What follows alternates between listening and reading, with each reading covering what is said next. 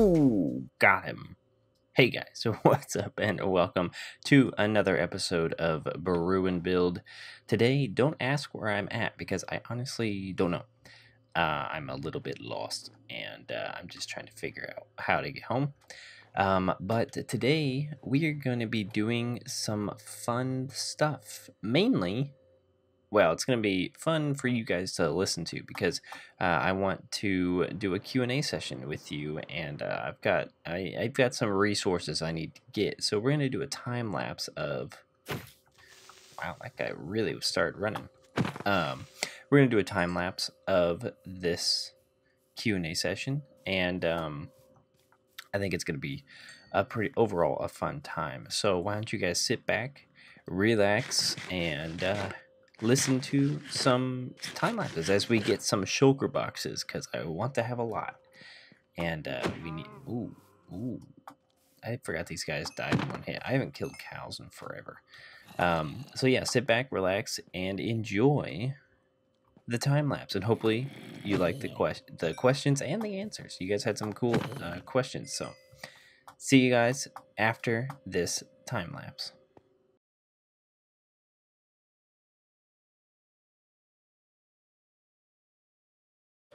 So in this time lapse, what we're going to be going over is some of your guys' questions that you had. You either could put them on the video, the previous video, our world tour video, or I put a little post out on Twitter, or I guess a technical tweet on Twitter, asking for some questions, and got a few from there as well. And so let's just go on through and make the most of this, and hopefully we can get a lot of shulker boxes in the process.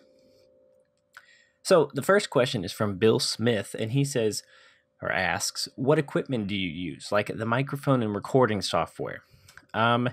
So I use a Blue Snowball as the microphone. It's the microphone that my fiance got me. That's kind of the first stepping stone that got me into YouTube.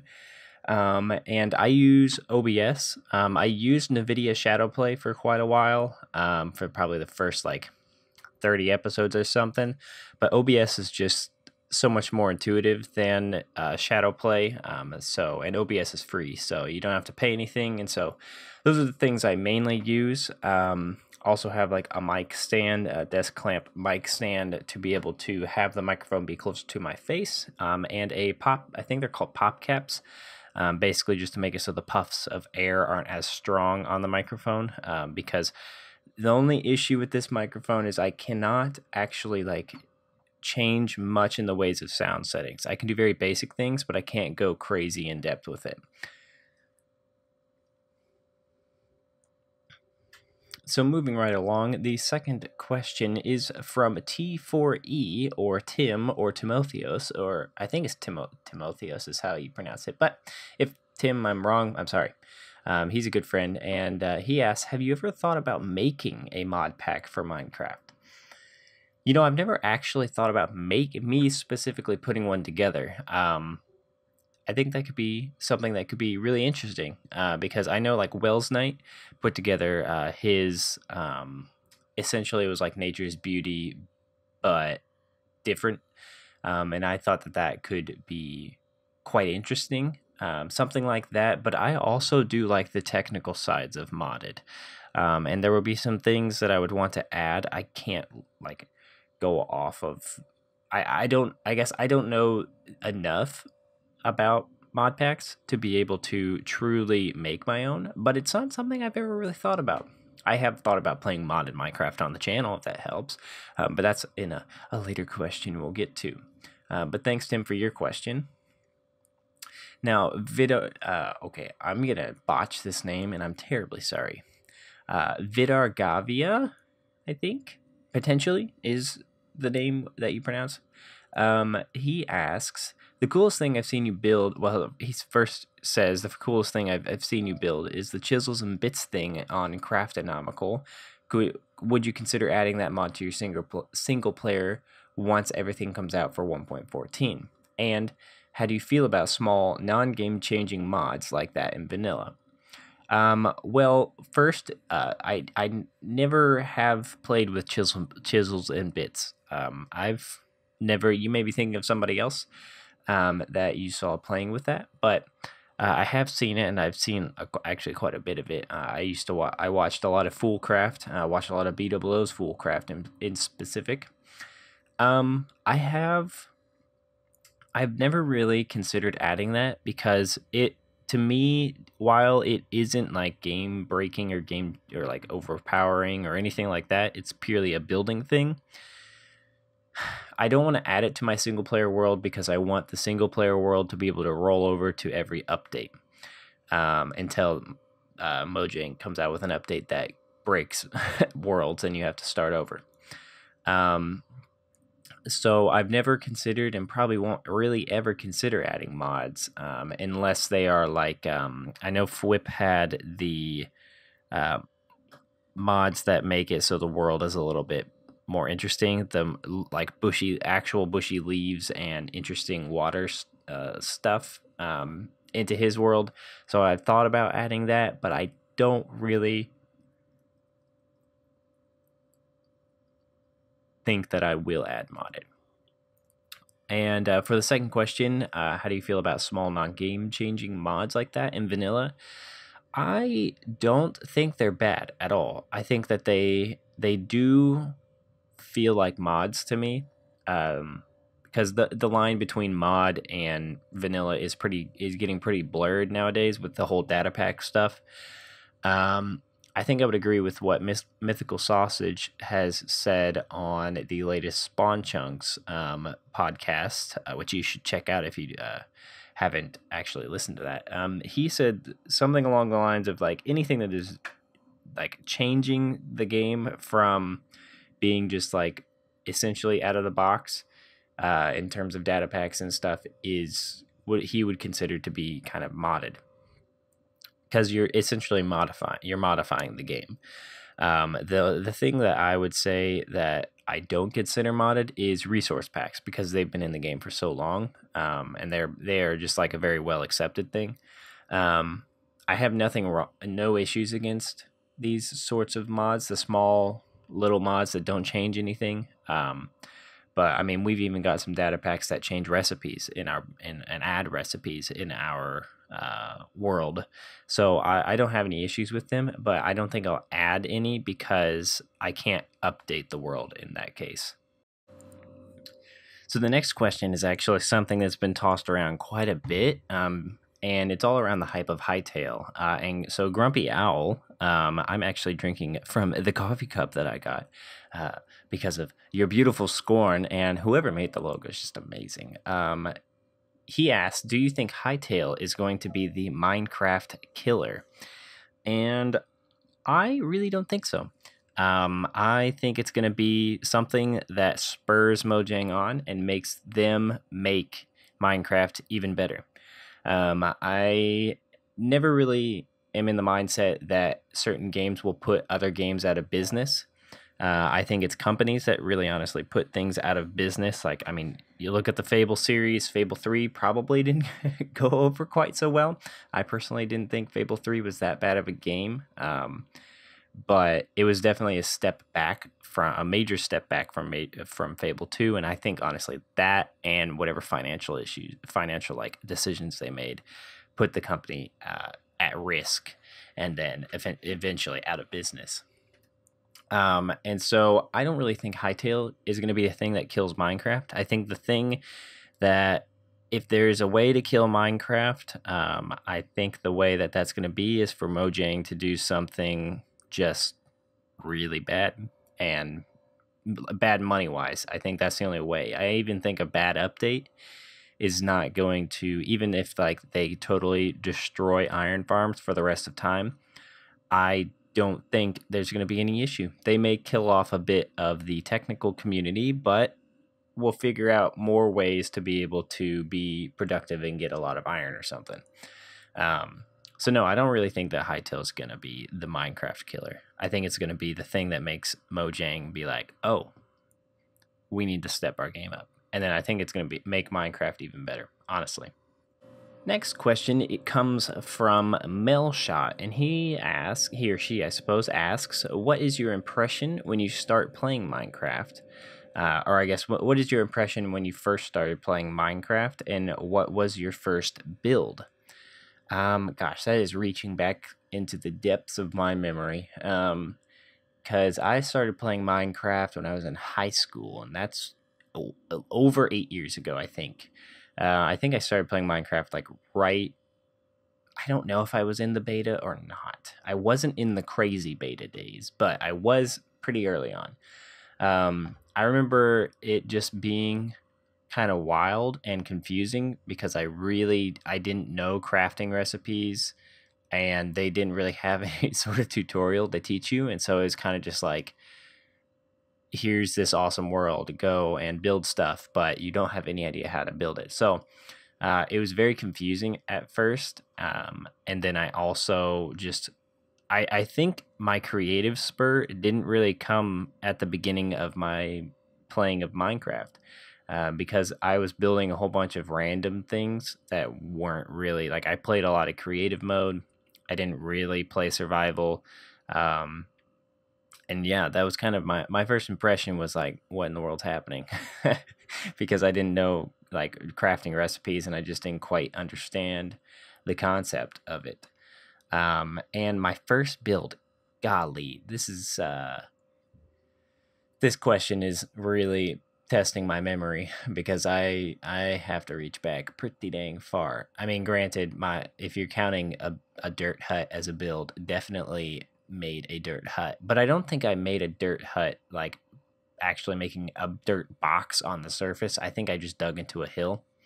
Um, but I pretty positive that one of my first builds was this big giant water contraption, that went from like, how, I don't even know. It went from like Y14 somewhere around there to the ceiling, which was at the time 100, 56 blocks lower or something like that.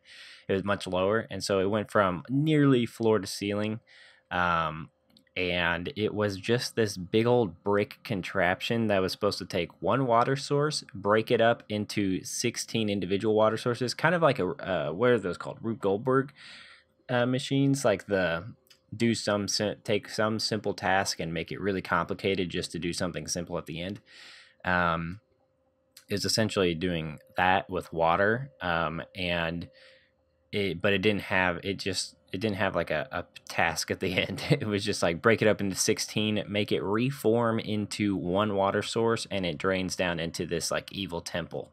I wish I could find it, but I'm pretty sure my mind makes it feel very epic, but I know my building skill back then and where my like building skills were, and I'm guessing it's far less epic than what I'm imagining. Dom Ratana asks, what has your YouTube journey been like, and what has your Minecraft journey been like? I think to get to the YouTube journey, we have to go through the Minecraft journey because we play Minecraft on YouTube. So Minecraft, and it kind of ties in with Mel Shots in the beginning stuff. I kind of just played Minecraft for fun. Okay, I do that now, but for like, I really wasn't trying to build anything. I really didn't get into building things until my senior year in high school. So I just played around making odds and end worlds, playing. I trying various different things, nothing like particularly crazy, like the brick contraption that made water split up, building various different houses. I really liked temples, and so I just kept making like these evil temples. And then I kind of dropped the game for a year or two, and then picked it back up senior year in high school. I had an architecture class, and we had to pick an architecture style and build it. And I convinced our teacher to allow me to build the house that I had to build in Minecraft. And eventually there were probably another 14 other people that were like, well, if he can do it, I want to do it. And then, so we had a lot of Minecraft, a lot of Minecraft builds that were made that day. And I made a Victorian style house. And sadly, I don't actually have the building. Now, I will say Mine was not voted the best, but I'm pretty positive it was the best because one, Victorian style, you can't beat Victorian style. And two, I did the interior of the house. Nobody else did interiors. Like they built these big giant like huge boxes. They were also all modern houses, which I'm not nothing against modern houses. But compared to Victorian style, I think modern houses are much easier to build in Minecraft. As opposed to like a Victorian, just because Victorian has so many shapes that aren't really achievable in Minecraft. But yeah, no, I should have won because I had the interior done, and I'm not salty about it. But then I put the game down after that. Well, no, I didn't actually. I made a few more builds, and then I applied to multiple different schools. I applied for architecture school when I was thinking architecture and engineering. I actually got into Ball State's university's architecture program, which is a pretty good program, and got in with purely Minecraft builds because you had to submit a portfolio of things that you've done. And yeah, I got into their program with Minecraft builds, so that was fun. And then I put the game down for a couple years. Played a lot of similar games. Like there was one game called Landmark that was for EverQuest Next, kind of building that world, and that was I have to say it was far better than Minecraft. Like it's hard to say that, but it was absolutely the best game I have ever played. And it's sad to say, but far sandbox game. I will say I have to say sandbox game. Best sandbox game I've ever played. But it's dead and gone now because they ran out of money. Yeah, and then now that leads to the YouTube journey. For some reasons, I started getting back into Minecraft, watching a lot of Hermitcraft my junior and senior year of college. And then I just started playing a little bit and decided, well, let's do this YouTube thing. Kind of want to do that. And so I decided to start YouTube just kind of randomly. Emma got me my microphone, and that was kind of the last thing that was holding me back. And it was kind of the thing that I was like, well, do I want to do it? Do I want to invest in money in the thing? And so then so it's Emma's fault. I was very on the fence about it, and then she got me the microphone. So I was like, well, I have to use this, and I'm very glad that she did because it's quite a fun thing to do. And so that's kind of the YouTube journey. Now we're here. It's actually been a full year. We actually missed the year anniversary, and so we're gonna have to do something for episode 100 for sure because I meant to do something for the 1 year mark, but that's okay. It's not a big deal. Well, I've got a few more questions to answer. Well, 2 more questions to answer, but they're a little bit bigger. And so I think we're going to do some stone mining now, more on camera. And so I'll see you over there to do those and answer these last 2 questions.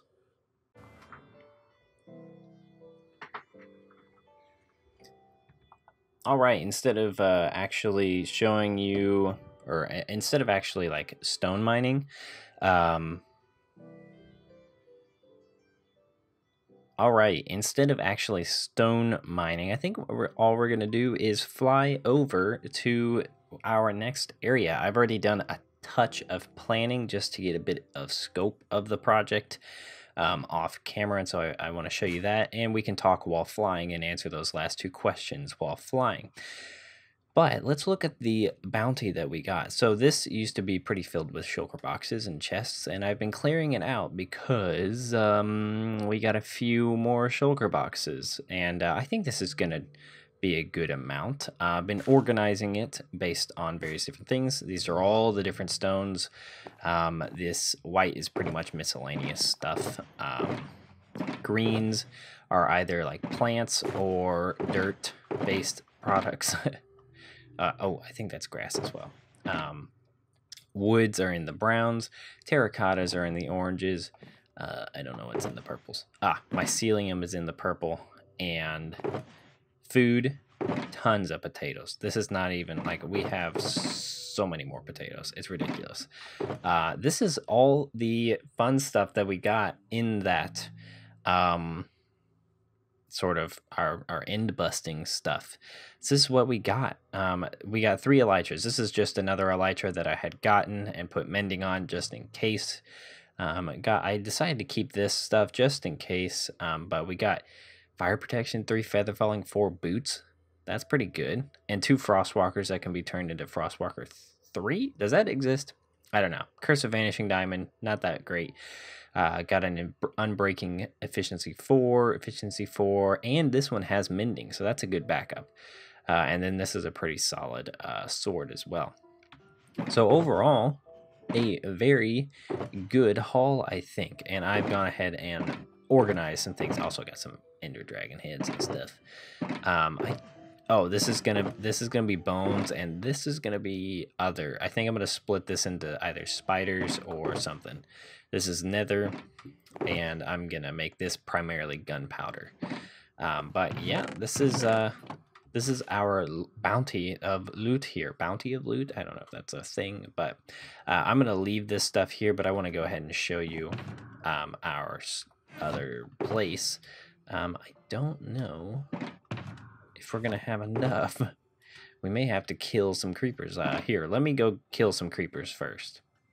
All right, this should be enough rockets to get us there. Where we are going, what the balls, you get off of me, goodness gracious. Where we're going is in that direction. And so the first question I want to answer before taking off here is, what would your dream update be? And that is from Trickzen. And I wrote out a little bit of a response just so I could keep my brain working. And I have an idea, but I don't know if it's like, it's not like the thing that gets me up at night, that gets me up in the morning. But I've always thought it could be interesting for them to overhaul the combat and kind of make not a class system, but make a more interesting combat system where you have like piercing, crushing, and slicing damage. So like this would do piercing damage, which goes through armor, does less damage, but ignores armor, or has like maybe 3 damage that gets reduced by armor and then 6 piercing damage or something, so that you do damage, not necessarily you don't do reduced damage by armor, but it does less damage overall, if that makes sense. And then crushing damage would be like if they added like a mace to the system. I thought that could be interesting, where it does more damage to armor, and it actually does enhanced damage if you have no armor on. Thought that could be also something that is interesting. Maces also could make like that whole shield thing that axes do. That could be interesting. And then slicing damage is just like your standard damage that like the sword does. Just like a sword would do more damage overall, but can be ignored by armor and all that stuff. So that's kind of an idea that I've thought, and it's either that or more building blocks. I mean, to be honest, I just want more building blocks, so it's kind of a give or take. Yeah, that I think answers the question, and we have actually arrived to the mesa much faster than I thought. It's really not that far away. This is where I typically mine. You can see that I have a bed here. Let's actually answer the last question real quick before we get into this sort of stuff. So the last question is from No Thanks, and he or she asks, got any plans for more series in the future? And to that I say yes, but the term future is probably going to stay more along the lines of being like in the more distant future, just because I can't do extra stuff right now. I thought I was going to be able to, but it's pretty hectic right now, and it's kind of hard to actually record. And so I'm going to hold off on really doing anything extra outside of Brew Build until Emma and I are married and moved in together, because then I'll have my own space to do stuff. But some things that I've thought about doing is I've thought about doing Oh, what is that mod pack called? Sevtech Ages, I think is what it's called. I had to look it up. That's a mod pack that I have thought could be quite interesting to do. I've been playing it a little bit with my brother, and it's really fun. And so I want to do, I think, something along those lines to get out of the normal vanilla. And then, of course, I want to actually get to play on the Realm of Aston. Right now, it's just really hard, really, to have any time to even play Minecraft and get one set of recording done, let alone a couple others. So those are a couple things that are in the future that I would like to do. Just really can't right now with the wedding planning and stuff. So hope that answers your question. Now, as you can see, there is a weird structure here. Now, I don't know if this is where it's going to be. I'm going to actually fly over here and bump up the render distance so we can see. Yeah, because we can't see it at all. Bump it up to 26. So this is how I have been planning things. So that's how wide the city will be, one square of it, and then, well, not one square. That's how wide the city will be, and then it'll be the same width going like towards us. And then I've marked out kind of bottoms and tops and stuff of things. And I think it's going to be interesting. So this is going to be house level. And then down below, there's going to be like a central garbage chute type thing. I don't think this is going to be the location I go with right here in the mesa. I think we're going to stick with the mesa. But I picked this area because it's flat, but it's also really tall. And so there is another area somewhere around here that I have to find. Let me try and find it here real quick, and then I'll bring it back in. So there's this big bowl type thing right here. As you can see, it's a bit lower all around, and I thought that might be better. Might make it feel like it's flying higher. You can see I've made some various different builds, trying out different styles. And I kind of want your guys' choice on this. Should we build in this big bowl area? Or should we, am I flying in the right direction? No, I think it's this way. There's an island that is totally separate from this. Should we build over this? Or like somewhere around here, like over the ocean? I would love your opinions on that, because we could also just make this island part of the city as well, to where there's also a grounded portion of the city. That was my original thought, but I wasn't sure. Wow. Oh, my render distance is still high. That's why we're lagging. But yeah, just wanted to get your thoughts on this. Get up here. There we go. Nice island area, and I think the city could actually fit pretty well if it was like over this ocean area. I think that could be pretty cool. That is more where I'm leaning towards, but I would love your opinion. Reason why I want to do it over a flatter area is because it makes it feel like it's higher up than if it's like on top of a plateau. So that's really it. And I hope you guys found the Q&A fun. I think that's going to have to wrap it up for this episode. I have to go find a bed, and I have to use so many rockets. And I think that's going to wrap it up for this episode. It wasn't a really crazy episode or anything, but just getting some things gathered and ready for this area. I hope you're excited, and this is just how big the city's going to be. Wanted to build it out and get a little glimpse of what you think, and yeah, just let me know what your thoughts are on if we should build on this big flat plateau area where it doesn't feel as high up, or if we should build over that ocean area. I think that could be really, really cool, and I think that could actually, I think the bed's over here.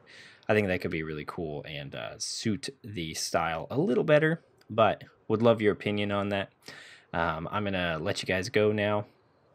So if you like the video, feel free to leave a like in real life.